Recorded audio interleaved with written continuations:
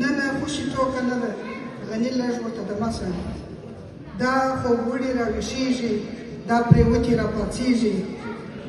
ګمان مه کړه چې خالي شوه د ساقي مینا له میو، لا د تاک په تاخانو کې د انګور ښیښې ډکېږي.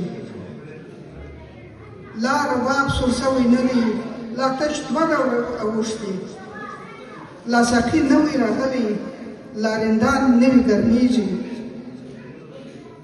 لا د ځمکې تل کې ایښي تللي وینې د زلمیانو، لا د توی د تودو خاورو سره ګلونه راغوړېږي.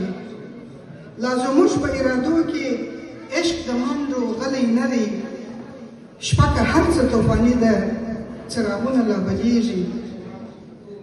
لا وطن خلک رابولي د مېړانو معرکو ته، لا هغه ژبې ژوندي دي چې تر هوډه قربانېږي. لا خورېږي نیمو شپو کې د طوفان خاورې چغې، لا د غرو د جمدرونو سیلابونه راکوزېږي. لا د وینو واټ پرانیستی لیونتوب دی لیونو ته، لا په پښو کې د مستانو ځنځیرونه سره شلېږي.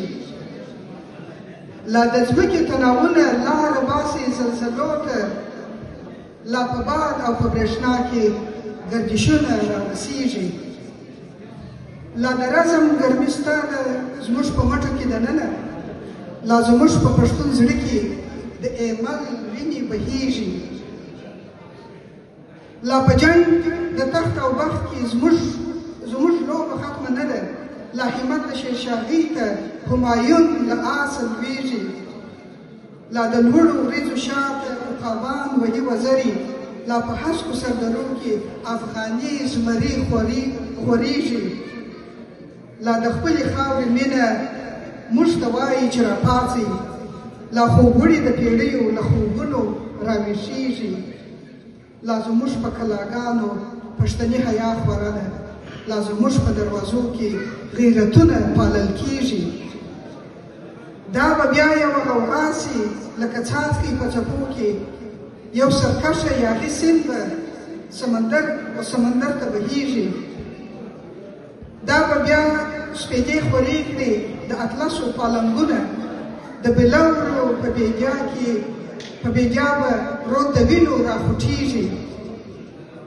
دا به بیا په لمر لوېدو کې د مرغانو سیل له ورایه لکه سور بیرغ د فتحې په سرو وړانګو کې رپېږي. دا به بیا زمزم ته رسي د بیجاو جل وهلي، دا به بیا د جل وهلو د رحمت باران وریږي.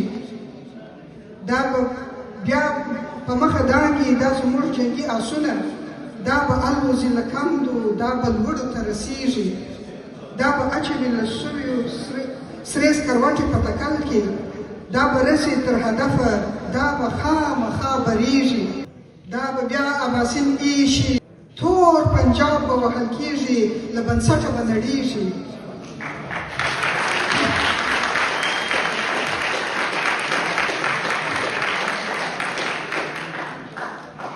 دا به بیا زموږ ژڼې لاره باسي ازادۍ ته، چا چې زموږ سر وچ کړی د هغه سر به خوڅېږي.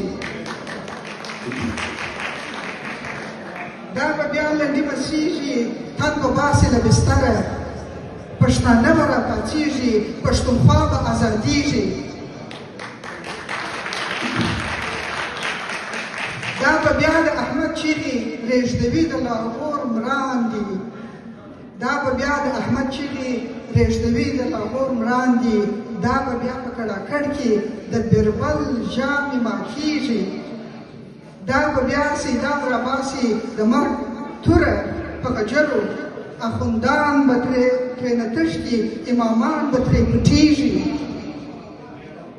دا د کوم چړیان به پوه سي چې افغان د ننګ په کار کې، دا د کوم چړیان به پوه سي چې افغان د ننګ په کار کې خپل کور نه پرېږدي پردي ته، دا تقدیر دی نه بدلېږي.